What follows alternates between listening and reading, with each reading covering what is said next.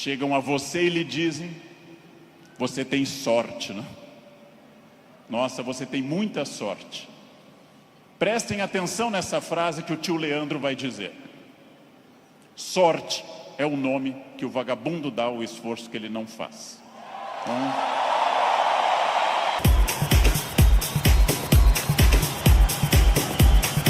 Boa tarde.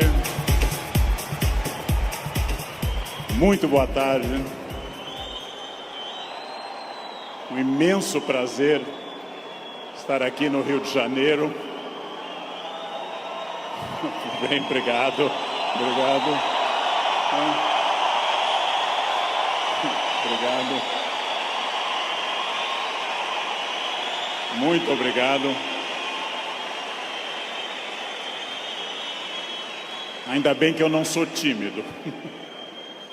É um imenso prazer estar aqui no Rio de Janeiro, cidade que eu amo tanto. E é um imenso prazer falar sobre o tema que nós vamos falar agora. O tema que nós vamos falar agora: se eu for feliz, e vocês receptivos, como parece que são bastante, se eu for feliz e vocês receptivos, corre o risco, temos a chance de que seja um tema que transforme a vida de vocês. Por quê? Porque eu vou falar naturalmente de autores que eu estudo há 30 anos, eu vou falar das coisas que eu me dedico na universidade, eu vou falar de muitas coisas que vocês encontram nos livros. Mas, minhas senhoras, meus senhores, eu também vou falar das coisas que eu aprendi nesses 54 anos de vida, nesses 35 anos de magistério, e que eu tento transmitir através de livros, vídeos, programas e outras participações. Então, em primeiro lugar, vamos pensar numa pergunta que parece uma pergunta estranha, mas é de longe a pergunta mais importante. Por quê? Porque, obviamente, se num domingo à tarde eu tenho diante de mim esse imenso auditório, se num domingo à tarde eu tenho tanta gente que está aqui, é porque vocês estão dando uma resposta a essa pergunta. Vocês querem ser felizes. Vocês estão respondendo a uma questão importante sobre a realização da vida. Quanto mais consciente for essa resposta, quanto mais você tiver consciência do que você quer e do que você é, mais chance você vai conseguir de ser feliz. A pergunta que eu vou fazer, eu sei a resposta, porque eu estava ali atrás ouvindo essa maravilhosa rave aqui. A pergunta eu sei a resposta, porque nós estamos num clima de alegria, de entusiasmo. Entusiasmo é uma palavra linda, vem do grego cheio de Deus, entheos. Cheio de Deus, entusiasmo. Mas eu vou começar fazendo uma pergunta que eu sei a resposta. É típico de professor isso. Se eu pergunto aqui nesse ambiente entusiasmado, com 27 mil pessoas cheias de energia, se vocês são felizes, eu sei a resposta. Pergunta: nesse momento, quem nessa distinta plateia se considera uma pessoa feliz? Acaba de falir o laboratório do Prozac. Não haverá mais depressão no planeta Terra. Bem, é óbvio que a felicidade de vocês é notável. Se eu fosse cego e surdo, eu sentiria a vibração do auditório. Porém, agora começa a função chata do filósofo. Amanhã, quando vocês estiverem afônicos, semissurdos, amanhã, quando vier mais uma segunda-feira e mais uma, amanhã, quando vocês lerem os jornais, que são a coisa mais broxante que existe hoje no planeta, ler manchetes de jornais, amanhã vocês estarão talvez não tão entusiasmados quanto hoje, e daqui a 15 dias talvez um pouco menos, mas esse é um momento em que o entusiasmo é lógico, Então a minha pergunta é para médio e longo prazo, porque eu estou falando de um dos momentos mais difíceis da história do Brasil, eu estou falando de um momento complicado. Ok. É para eu falar mais próximo do microfone, eu já acho que eu estou berrando, mas... Num momento da história do Brasil onde existe uma dificuldade imensa. Eu não vou citar o nome dessas pessoas, porque dizem que o simples nome atrai energia negativa para o ambiente. Vamos chamá-los de Voldemort 1, Voldemort 2. Bem, muito difícil que eu consiga pensar, porque da mesma forma que nós temos um momento político difícil, nós temos um isolamento enorme neste país, e as pessoas quase todas estão fechadas sobre seus aparelhos, estão fechadas sobre aquilo que estão lendo e vendo, estão mais olhando suas telas do que outras pessoas. Há um individualismo enorme, crescente, há um individualismo que nos domina nesse momento, sem sombra de dúvida. E eu vou traduzir esse individualismo nessa piada. Um homem tenta advertir uma senhora que se encontra em rumo de colisão e grita o núcleo duro da mensagem, vaca, porque ele não tem tempo para elaborar uma frase, ele não tem tempo para dizer, cuidado, ó senhora, haverá um choque. Então ele grita apenas vaca, e ela que não olha para o rosto dele, e ela que não vê que o rosto dele é de preocupação e não de insulto, ela se vira e insinua que o casamento dele é uma sociedade aberta e não fechada. Bem,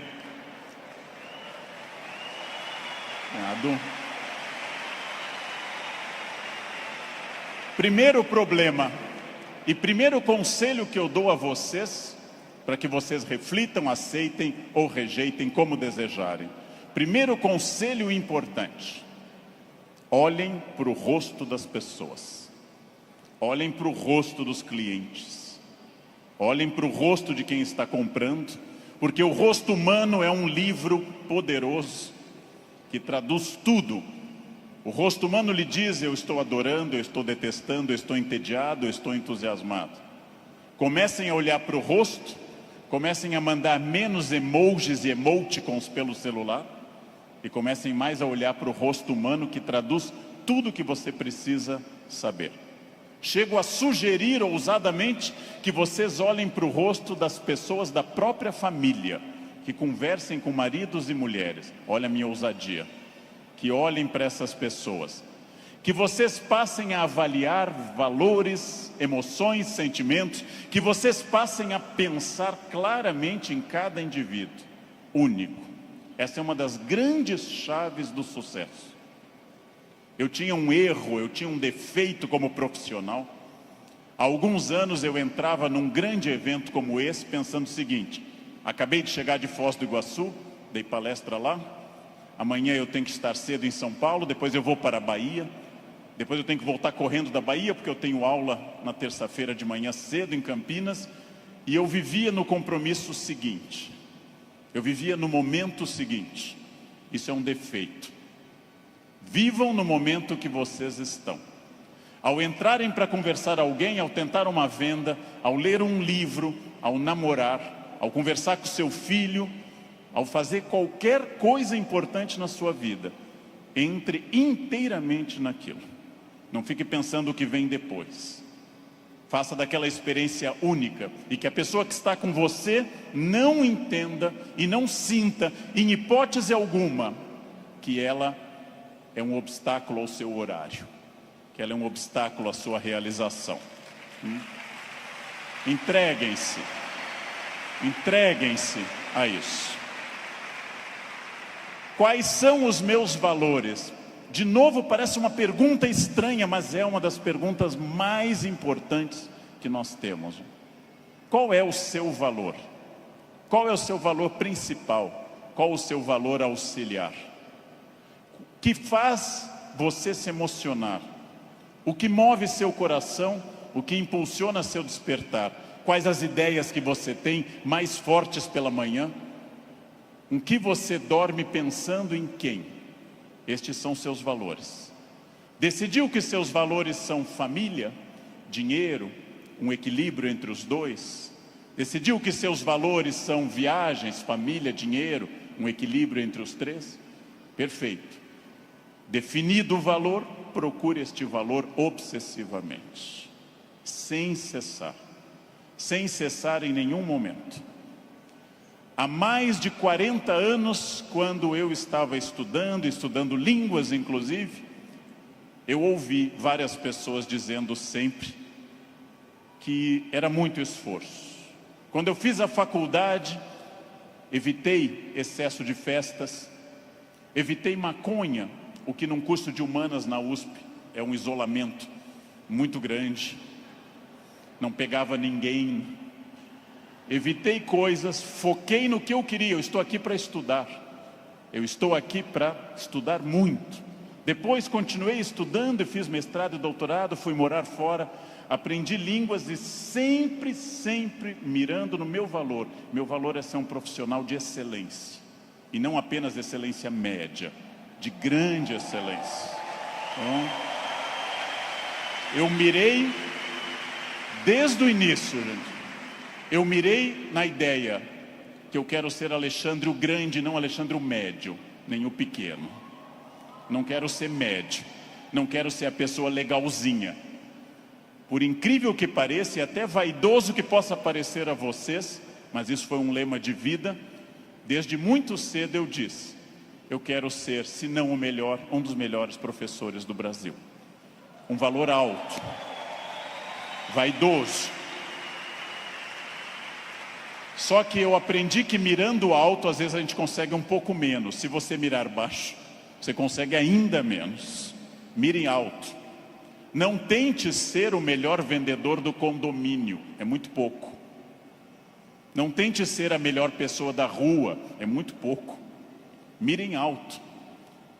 Mirem alto e busquem isso. Eu quero ser o melhor vendedor do Brasil. Simplesmente isso. Se alguém acha que não pode, ache os instrumentos para poder. E aí um outro conselho importante. Querem saber quando está dando certo?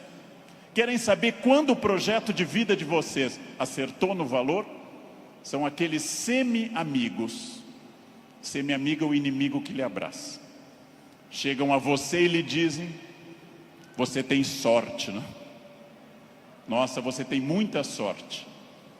Prestem atenção nessa frase que o tio Leandro vai dizer. Sorte é o nome que o vagabundo dá ao esforço que ele não faz. Então, sorte existe? Sim. Eu não controlo tudo. Eu não sou Deus, eu não controlo tudo. Por vezes eu estou em Congonhas, o avião tenta aterrissar e arremete. É para testar a força do esfíncter de vocês. Eu não controlo tudo, mas aquilo que eu controlo, e é bastante, eu sou sócio majoritário da minha existência, e para isso eu preciso de equilíbrio. Equilíbrio é fácil perceber quando está faltando. Se vocês não trabalharem, perderão a família. Se vocês só trabalharem, perderão a família também. Equilíbrio é um diálogo constante. Estou cuidando do meu corpo é funcional, o corpo tem que ser funcional. Eu tenho que sair do sofá sem auxílio de muitas pessoas. Eu tenho que ser capaz de subir uma escada sem tenda de oxigênio. O corpo tem que ser funcional até a idade que ele é funcional. Ou seja, equilíbrio é aquilo que nós estamos em plena crise. Estamos em plena crise. Só que há pessoas neste ano de crise que perderam. Outras se mantiveram e outras prosperaram. Então não é a crise que faz diferença, é a sua reação diante dela. A crise veio para todos os 206 milhões de brasileiros. Há pessoas que afundaram, há pessoas que mantiveram o que tinham, e há pessoas que hoje estão melhores do que estavam há algum tempo. É claro que hoje, no momento da crise, eu vou dar uma pista histórica importante. O que é crise? É quando eu tenho muitas perspectivas diante de mim. Só que a crise é aquilo que separa o amador do profissional. Todo mundo sabe dirigir numa boa estrada em dia de sol. Pouquíssimas pessoas sabem dirigir numa estrada com chuva à noite esburacada. A crise separa quem é bom de quem é ruim, o amador do profissional, de quem veio ao mundo a trabalho ou a passeio. Todo mundo sabe, em situação sem estresse, ser calmo. Poucas pessoas são calmas em situação de estresse. Todo professor é ótimo se a turma for ótima. Poucos professores são bons quando a turma é resistente. Todo mundo pode vender para o cliente fácil. Pouca gente pode vender para o cliente difícil. É o cliente difícil que separa o amador do profissional. O outro não precisa. Importante. Crises passam sempre, sem exceção. Toda crise passa. E aqui já vem a pergunta: onde você quer estar quando essa crise passar? Com quem? Onde você quer estar quando essa crise passar? Eu quero fazer muitas perguntas importantes para nós. Vamos agora testar uma questão importante. Quase todo mundo no Brasil está pessimista. Há um pessimismo dominante. Ótimo. Mais fácil ainda de trabalhar. Por quê? Vamos testar a idade de vocês. Quem lembra dessa personagem, provavelmente tem curso de datilografia. Quem lembra dessa personagem fez prova com mimeógrafo. Provavelmente teve Orkut. Quem lembra dessa personagem é uma pessoa experiente. Essa hiena, um desenho animado da década de 60 e 70, a hiena Hard ficava dizendo: ó vida, ó céus, ó azar. Ela era pessimista, porém tudo que a hiena dizia que podia dar errado, dava. Ela era pessimista, mas ela acertava. Por isso que eu quero dizer a vocês que o pessimismo pode ter alguns valores. Ele nos dá uma amostra dos riscos. É importante ter um pessimista na equipe, mas no máximo um, apenas um, que é o que uma equipe tolera. Quando alguém chega e diz: nós vamos dobrar o capital, dobrar o número de clientes, nós estaremos mais 30 países até o ano que vem, o pessimista diz: calma, não é tão fácil. O pessimista é importante para levantar problemas, mas agora eu vou mostrar uma imagem daquilo que eu acredito. No barco está a hiena pessimista dizendo: lógico, o continente está longe, a desidratação é certa, há tubarões, essa vela é ridícula, esse remo não vai levar a nada. Ele tem razão, a hiena tem razão. Mas observem uma coisa: o pessimista faz um bom quadro dos problemas, mas não está fazendo, para dizer uma coisa elegante para uma plateia distinta, não está fazendo sêmen algum para mudar isso. Não dá para ser mais direto que isso à tarde, não é? Bem,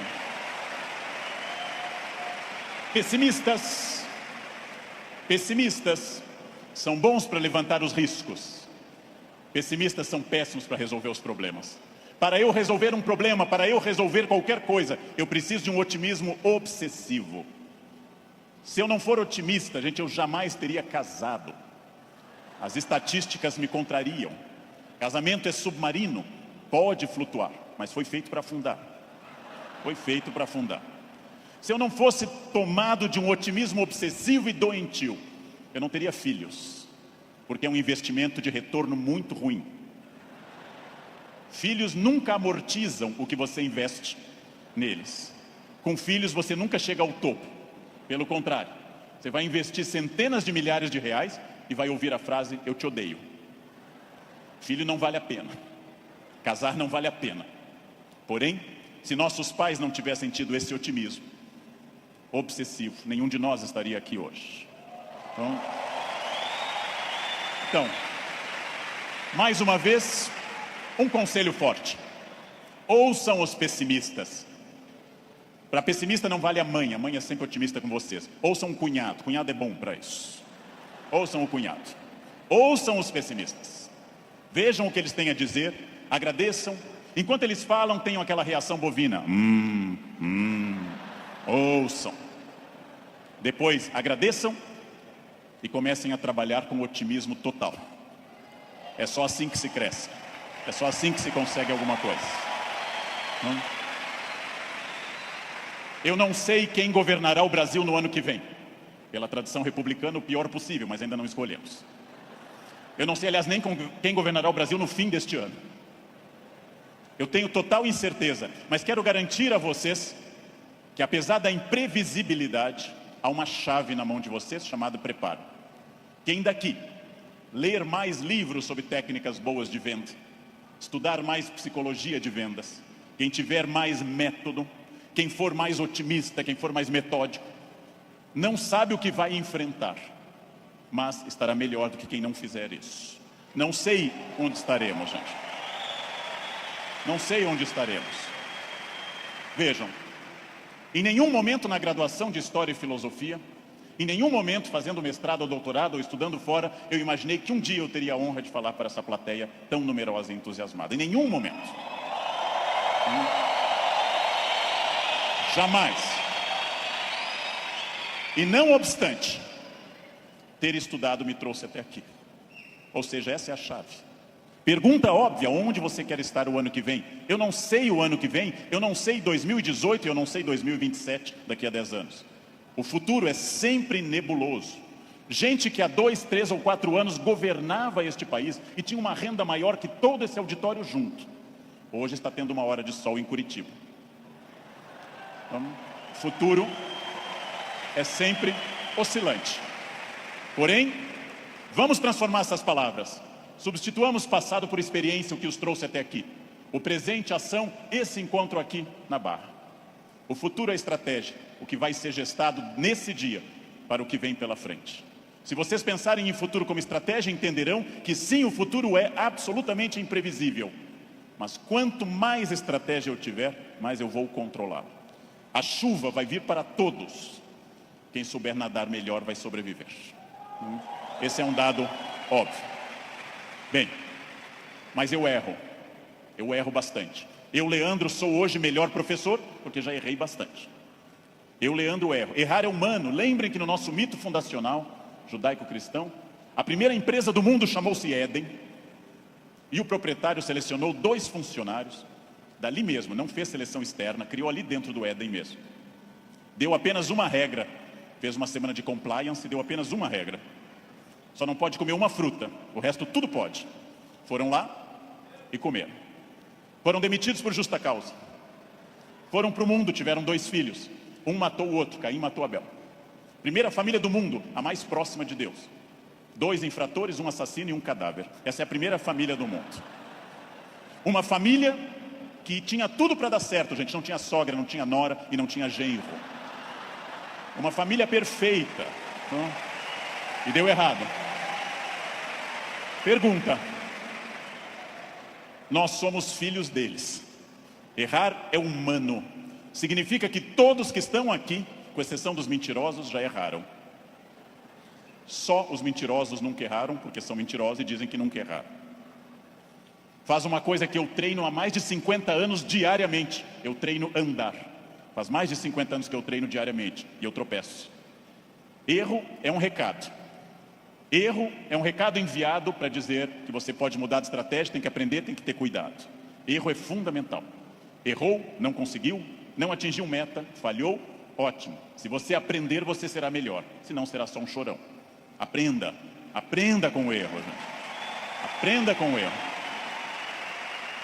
Erro lhe tira da zona de conforto. O que é a zona de conforto? É aquilo que me deixa satisfeito, feliz. Zona de conforto é aquilo que estraga o meu desafio. Ostra feliz, diz Rubem Alves, ostra feliz não desenvolve pérola. A pérola é a resposta da ostra a isso. Por que a ostra faz uma pérola? Porque um grão de areia a incomoda e ela reveste uma madrepérola. Sem isso a ostra não produziria pérola. Zona de conforto é aquilo que lhe deixa repetindo. Eu caso, e caso como todo mundo com entusiasmo, querendo cuidar muito, fazendo muito afago e afeto, e vou ficando mais confortável no casamento, passo a ficar mais tempo no sofá, passo a usar moletom, passo a beijar minha esposa na testa, sinal claro de declínio erótico.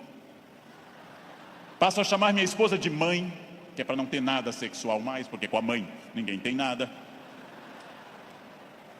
Perco a atenção na roupa de baixo, e ela, ao invés daquelas lingeries lindas, de seda e renda, vermelha e preta, passa a usar bege, de algodão, lavadas com sabonete no box, dia após dia. E assim os dias vão se sucedendo, e finalmente chegamos ao ponto mais baixo da relação. Os 2 passam a usar croque. Acabou. Acabou, gente. Não há sexo com croque, jamais. Bem, salvo se alguém aqui está de croque, é exceção do que eu estou dizendo. Fica muito bem em você. Fica muito bem. que acontece com a zona de conforto? Eu passo a não querer fazer mais coisas certas nem com entusiasmo. Eu passo a achar que está bom estar no aquário lotado porque é conhecido. E eu não busco um aquário mais desafiador e maior. Tudo o que te agrada te engana. Tudo o que te seduz e te deixa confortável te conduz à mediocridade. Quanto mais você tiver desafios, mais você vai responder a esses desafios. Zona de conforto é muito curiosa, porque ela significa o fim da luta. Saiam da zona de conforto. Pensem seriamente que tudo está em mudança, tudo está envelhecendo, tudo está passando, tudo aquilo que não está se expandindo está encolhendo. Tudo aquilo que não está melhorando está piorando. Isso é a realidade do mundo. Se você não mudar o seu negócio, alguém mais jovem e mais dinâmico vai mudar. Nesse momento, alguém está tendo uma ideia de vendas melhor que a sua. Isto significa que quem se dedica a ser um profissional precisa permanentemente levar em conta essa frase. Mudar é difícil, me ensinaram os norte-americanos. Mudar é difícil, não mudar é fatal. Mudar é difícil, não mudar é fatal. Isso é fundamental. Tem duas opções: enfrentar a mudança, enfrentar o desafio e pensar, esse ano eu consegui isso, que bom, e agora? Ah, mas eu já falo inglês, ótimo. Qual o passo seguinte? Eu já consegui a minha casa, perfeito. Era esse o seu objetivo material? Qual é o passo seguinte nos outros objetivos? Não mudar é fatal. Protagonismo é quando eu entendo que a minha vida não mudou por causa dos astros. Não mudou porque Mercúrio estava retrógrado. Não mudou porque Saturno está sob meu signo. Mudou porque eu agi. Mudou porque eu fiz alguma coisa. Protagonismo é isso. Não é fácil tomar essa decisão.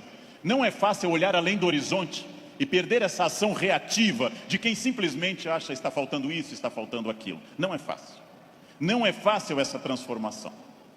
A visão além do horizonte pressupõe racionalidade, pressupõe previsão. E eu venho de um país que eu amo tanto, este Brasil, apaixonadamente, um país que não gosta de ser estratégico. Todos os dias eu pego avião, gente, todos os dias, como hoje de manhã, como agora à tarde. Todos os dias eu enfrento raios-x e pessoas que passam, aí tem o celular no bolso e voltam. E eu atrás dessa pessoa envelhecendo. E a pessoa passa de novo, as moedas, e volta. Ah, a botinha cafona com taxinhas, volta. Depois de 10 vezes a pessoa passa, sem nenhuma estratégia. Chega à porta do Finger, a funcionária pede o documento e começa a procurar na bolsa ou na mochila o documento. Naquele momento. O meu já está em ângulo para mostrar para o funcionário. Essa pessoa acha o documento, entra no avião, vai até a metade. E aí, olha o seu ticket, 2A. E começa a voltar, contrariando a piracema que está indo para o fundo do avião. Estratégia é a capacidade de se antecipar à necessidade. Estratégia é estar pensando o seguinte: está dando certo a minha estratégia nesse momento? Ótimo. Está dando certo, já é passado. O que eu vou fazer no futuro? O que eu vou fazer para transformar isso? Racionalidade e estratégia. Não existe destino. Eu sou das pessoas que compartilham da ideia que não existe destino. Existem acidentes para todos. O que eu faço com esse acidente me define. Ah, Leandro, você fala bem porque você é de aquário. Eu sou de aquário. Aquário é ar. Pessoas de ar falam bastante. Gêmeos também. Ah, você é muito ciumenta, mulher, porque você é de escorpião. Escorpião é tomado pelos ciúmes. Mas que marido exemplar? É câncer. Câncer é água. Chora até a inauguração do supermercado. Mas que chefe autoritário? Áries. Ele é de Áries. É muito autoritário. Que secretária organizada. Virgem. Virginianos têm toque com ordem. Muito bem. Isso é pensamento mágico. Sabe o que é pensamento mágico? Acreditar que a minha vida é determinada por uma constelação na hora do nascimento. Sabem o que é vaidade? Que também atrapalha? É ficar pensando agora, por que ele não falou do meu signo até agora? Isso é vaidade. Será que ele vai falar do meu signo? Isso é vaidade. Bem, superem isso. Superem essa ideia de sorte, azar, destino. Introduzam a ideia de decisão, estratégia e trabalho. Sartre diz, o filósofo que morreu em 1980, Sartre diz: não importa o que a vida fez de você. Pausa. Importa o que você fez com que a vida fez de você. Não importa o que a vida fez de você. Importa o que você fez com isso. Você conseguiu aprender inglês porque sua família era rica e te levava para esquiar em Aspen, no Colorado? Ótimo. Tem outra maneira de aprender, na biblioteca pública com CDs de graça. Aspen é bom, Aspen é legal, mas não está impedido o acesso para outras pessoas. Não importa isso. A vida te deu 3 chances de sucesso material. Nascimento é a primeira. Quem nasceu de família boa, mas desprovida de recursos, já queimou 1/3 das chances. Família amorosa, mas sem CNPJ forte. Segunda chance, casamento. Quem casou por amor, já queimou 2/3 das chances. Casar por amor elimina mais 1/3 das suas chances. Sobrou só um, gente. Só um caminho. Trabalhar. Trabalhar bastante. Ou casar de novo. Ou nascer de novo. Eu já me convenci que é trabalho, que queimei os 2/3 iniciais também. Tenho família amorosa e muito trabalho pela frente. O que significa isso, gente? Vamos pensar. Eu não sou controlado. Eu não sou controlado pelo destino. É óbvio que eu não sou tudo e nem posso tudo e nem sei tudo, mas eu não sou controlado pelo destino. O primeiro exercício que eu quero que nós façamos daqui para frente é o seguinte: dentro do padrão do humano, eu não posso desejar imortalidade, está fora do padrão do humano. Tirando a rainha Elizabeth, ninguém é imortal no planeta Terra. A Beth é imortal, é uma Highlander. Eu não posso dizer, eu me cuido, você vai morrer igual. Vai ser um cadáver bem cuidado. Eu hidrato a pele, vai ser um cadáver hidratado, bonito. Eu malho todos os dias, um cadáver definido, bonito também. Muito bem. A não ser que vocês queiram evitar Alzheimer, aí o meu conselho é: comam bacon, pururuca, banha. Isso evita Alzheimer. Vocês não chegarão à idade de desenvolver Alzheimer. Vão morrer antes. Não? Bem. Não controlo tudo. Não controlo tudo. Não sou dono do universo. Não posso impedir a morte, que virá. Mas entre o nascimento e a morte eu controlo muita coisa. Toda crença em destino, vocação, talento, é uma crença que tende a disfarçar o que de fato faz a diferença. E o que de fato faz a diferença é o esforço. Eu tenho uma sorte imensa quando as pessoas me dizem: Leandro, você tem sorte. Eu tenho uma sorte imensa. E essa sorte se repete diariamente, porque eu acordo às 4 da manhã. Essa é uma sorte diária. Basta eu começar a dormir o dia todo que a sorte se vai. Ninguém me controla e eu acredito, como os filósofos gregos, que a vida pode ser mais racionalizada. Eu acredito que eu tenha condições de interferir na minha vida. Eu acredito que quando eu faço a pergunta o que estamos fazendo de nós mesmos, eu posso dar uma resposta objetiva e prática. O que eu estou fazendo de mim? É um momento para pensar. O que eu estou fazendo de mim? Essa é a vida que eu estou querendo levar? Com as pessoas que eu quero? A vida é muito curta, gente, é muito rápida, é muito passageira. E ouçam alguém de mais de 50. Depois dos 40 parece ficar mais rápido ainda. Parece que passa numa velocidade incrível. A vida é muito curta para que se perca tempo numa existência medíocre, numa existência pequena, numa existência fraca. A vida é muito curta para que eu tenha uma família que eu não ame, para que eu tenha um emprego que eu não goste, para que eu tenha um trabalho que eu não me dedique. Ela é muito curta para eu ser medíocre. É muito pouco tempo para isso. Perguntem o que estamos fazendo de nós mesmos e sigam o conselho que Sócrates fundou a filosofia ocidental: conheçam-se, conhece a ti mesmo, conhecimento de si. Sigam esse conselho, sigam essa ideia de saber quem vocês são. Se eu me conhecer, ninguém me ofende. Se eu me conhecer, ninguém me ataca. Já disse isso várias vezes na internet. Quando alguém me xinga no trânsito, eu tenho que saber se a pessoa está dizendo a verdade ou mentira, e nos dois casos eu não posso me ofender. Conheçam-se, saibam quem vocês são. O ano passado um aluno bateu a porta na minha cara e gritou: careca. O que eu vou dizer para esse aluno? Não, retire o que você disse, não, estou ofendido. Vejam, as pessoas têm direito a dizer o que querem, é um direito constitucional. Eu só me ofendo quando eu concordo com elas. Ataque é veneno, veneno só funciona se eu tomar. Ataque é veneno, eu preciso tomá-lo. Se eu não tomar, o veneno não funciona. Já ouvi no trânsito de São Paulo e gravei um programa sobre isso uma vez, um café filosófico. Alguém me gritou, insinuando que minha mãe exercia atividade erótica remunerada. examino a biografia de minha mãe, hoje com 80 anos. Na juventude ela está sempre com o rosto fechado nas fotos, como era próprio daquela época, nunca sorrindo. Era obviamente uma mulher fiel, sempre triste, fechada, uma mulher de um homem só, não ria, não tinha aquela pele brilhante da mulher que não é tão dedicada. No passado por virtude, no presente por falta de mercado, minha mãe não é uma prostituta. Então eu não me ofendo. Mas se ela fosse, e não é crime no Brasil ser, eu teria que dizer à pessoa, você conheceu uma mãe? Você ia lá em casa? Não, também não teria que me ofender. Segundo o xingamento mais comum e mais estranho, diz respeito à orientação sexual, que é mais estranho ainda, já que orientação sexual não é xingamento, mas é uma característica de cada pessoa. Alguém insinua que eu seja de uma orientação sexual específica. Eu observo e penso, tenho 54 anos, é uma idade boa para você já saber seus orifícios preferidos. É uma idade que, grosso modo, você já sabe mais ou menos o que você gosta. E não haveria problema nenhum em gostar de outra coisa. Então eu digo, você está enganado. Seguindo o velho conselho do Rio Grande do Sul, onde eu nasci, por onde sai o feijão, não entra a mandioca. Bem, mas e se fosse? E se fosse? Sem problema algum. Eu diria a essa pessoa também, você me conhece? Eu não lembro do seu rosto, mas eu olho sempre o travesseiro, quer dizer, eu não vejo, estou sempre na fronha, eu não lembro bem do seu rosto. Sem problema também. Quando alguém lhe xinga de velha, de feio, de babaca, de filho de alguma coisa, quando alguém lhe xinga até dizendo um time de futebol específico, que eu não vou repetir, resta você saber, a pessoa está certa ou errada.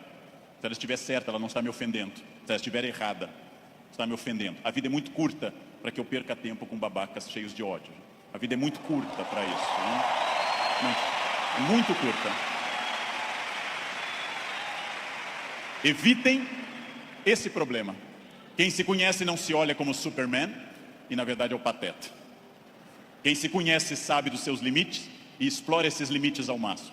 Quem se conhece sabe, talvez eu não tenha vindo ao mundo tão bonito, talvez eu não tenha vindo ao mundo tão alto, tão rico, tão hábil em línguas. Eu posso fazer muito com isso, muito. Posso esticar esses limites ao máximo.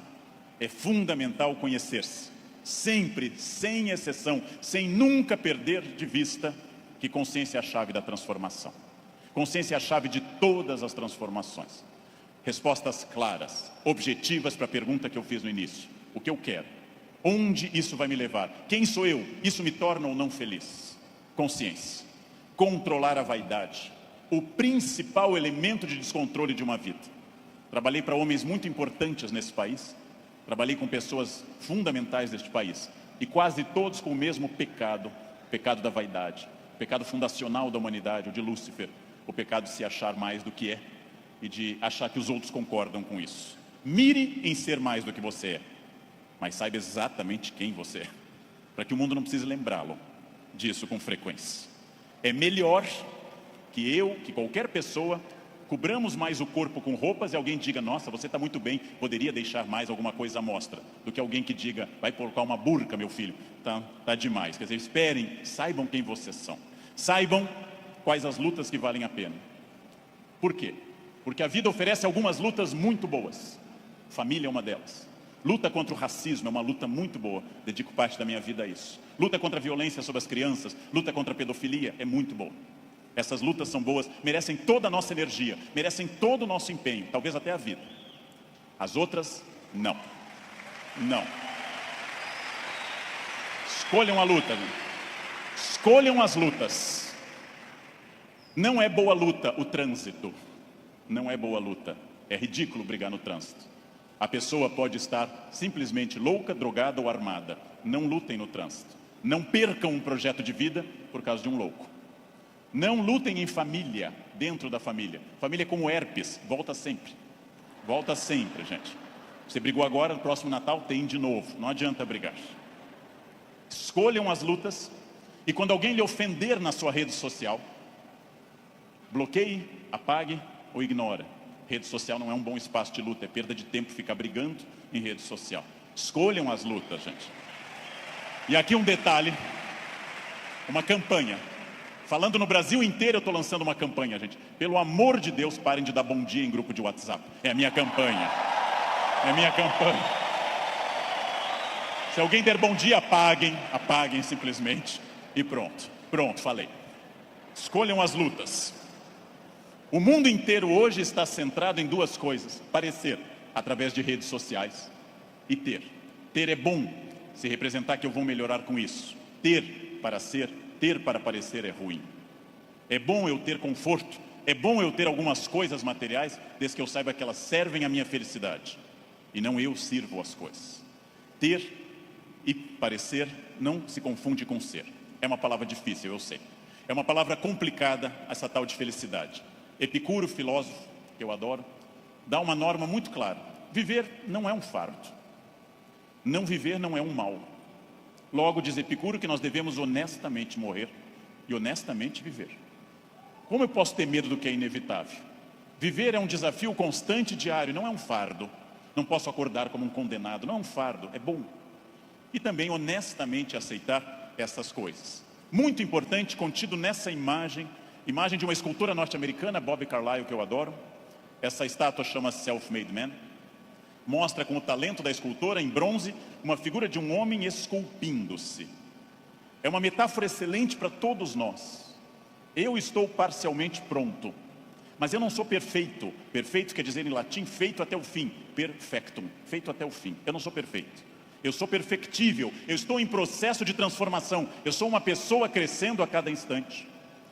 Eu tenho partes completamente prontas, outras que precisam de melhoras e outras que precisam ser criadas. Eu não estarei pronto até o fim. O jogo termina apenas no fim. Construir-se. Qual é a parte que me falta? Qual é a parte que eu preciso melhorar? Qual é a parte que eu tenho que transformar? Talvez eu seja muito bom quanto a horários, quanto a sair da cama, mas eu sou bom quanto a resiliência, ou seja, enfrentar as pequenas crises cotidianas. Eu sou bom com resiliência e com horários, mas sou muito irritadiço.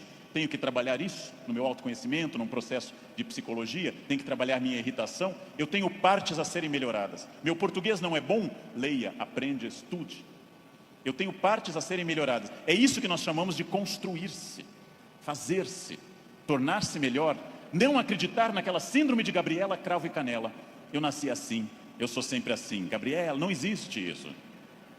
Não existe nada que eu não possa transformar dentro do padrão do humano. Construir-se, fazer algo novo, fazer uma ideia nova, interferir no meu corpo, na minha renda, na minha família.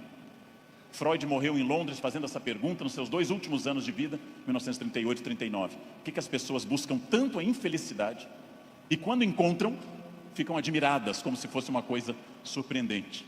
Por que as pessoas mantêm uma família difícil, em ambiente difícil? Por que fazem programas ruins, estressantes? Porque ano após ano repetem o mesmo erro.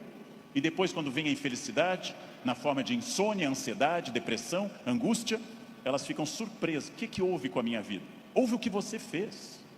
Houve o fruto do seu projeto. Houve a sua ação, houve a sua mão neste cinzel. Trabalhem. Uns têm que trabalhar mais. Uns precisam um esforço maior. Tem gente que anda 5 minutos na esteira e define abdominais. Eu tenho raiva dessa gente. Tenho raiva. Tem gente que come brigadeiro dia e noite e está com 2% de gordura. Quero que morram. Eu vou ter que comer capim sem parar.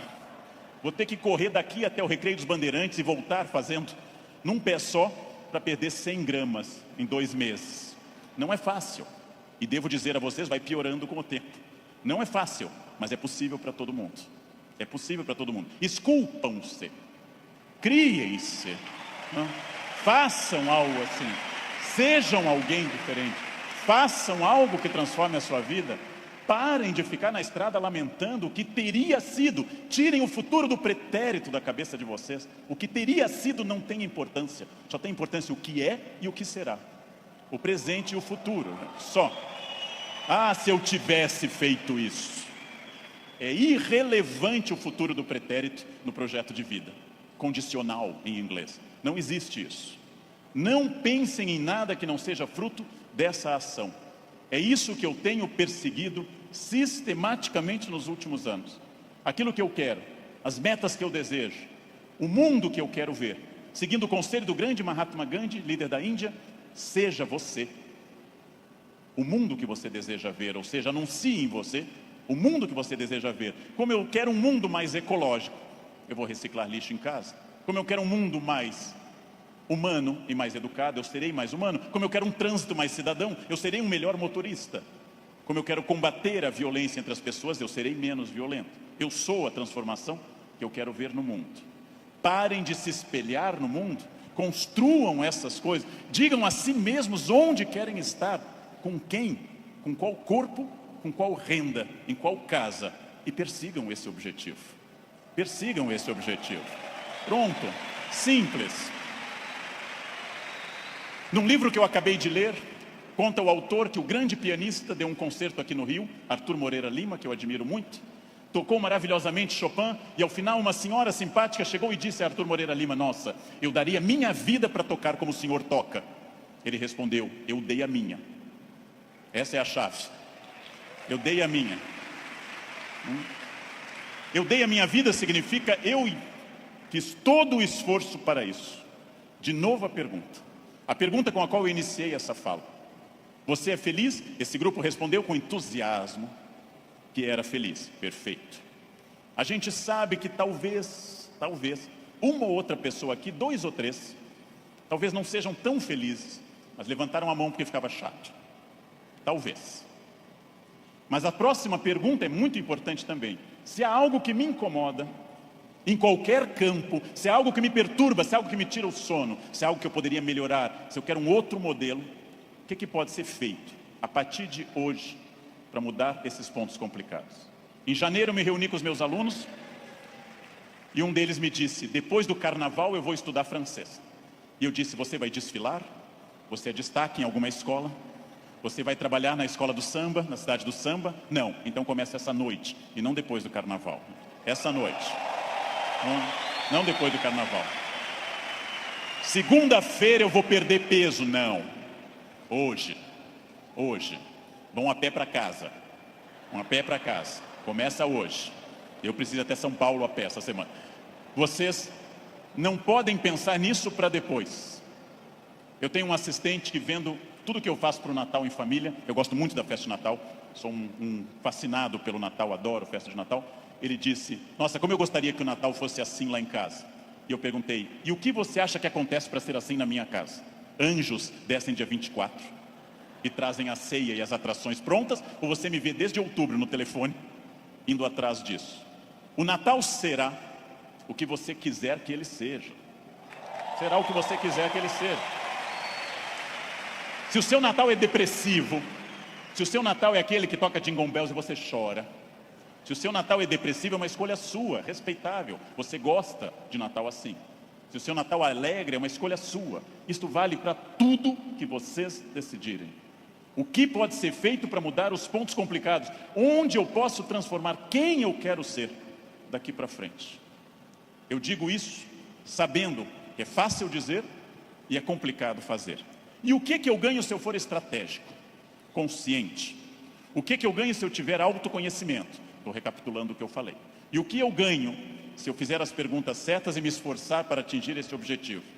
A resposta disso é óbvia: é a vida plena. O que é uma vida plena? É a vida que eu controlo de acordo com a minha felicidade. Pessoas não plenas são aquelas que dizem que são levadas. Não dei sorte. Tentei, mas foi assim. Minha família não é uma família de sucesso. Eu tentei, mas não era o que eu queria. Não, você não tentou suficientemente. Acontece que para conduzir a uma conclusão tem uma coisa terrível: o fracasso é uma das coisas mais confortáveis que a espécie humana inventou. O fracasso é agradável, me tira toda a responsabilidade. Não dei certo, fui à falência, adquiri um vício, eu bebo até cair. O fracasso é super confortável, porque ele me faz parar de lutar. No momento que eu paro de lutar, eu me sinto tranquilo. O fracasso é um quarto confortável, o sucesso é um quarto desafiador.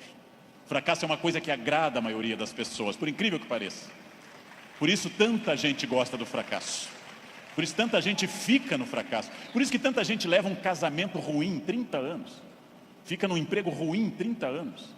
Não faz uma coisa certa uma década inteira e pensando: não deu. Porque isso é confortável. É confortável. E aí volto à pergunta que eu fiz aos senhores desde o início. Volto a essa pergunta fundamental. De fato, o que eu quero? Quem eu sou? Onde eu quero chegar? Com quem eu quero chegar? Quais são meus objetivos? Se eu tiver consciência profunda, eu transformo por completo. Então, a primeira pergunta, vocês já deram a resposta. E deram a resposta antes de ouvir o que eu tinha para falar.